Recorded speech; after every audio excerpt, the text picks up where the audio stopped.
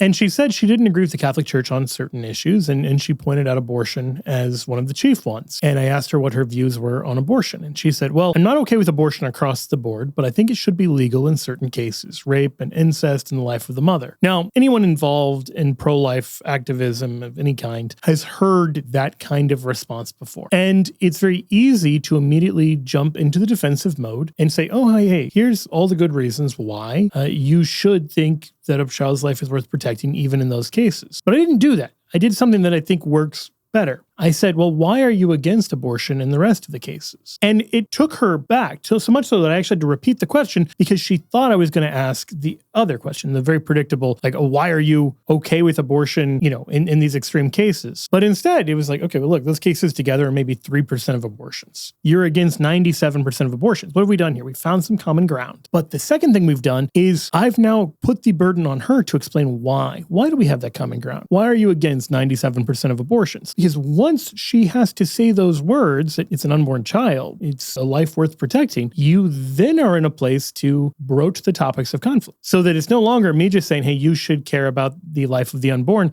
She's already saying, in 97% of cases, I do. Okay, well, all you're asking for now is a little bit more consistency. If you can think about the difference between immediately jumping into, no, you're wrong, and here's why you're wrong, compared to starting with, okay, where do we already agree and why do we already agree? That gives us some tools.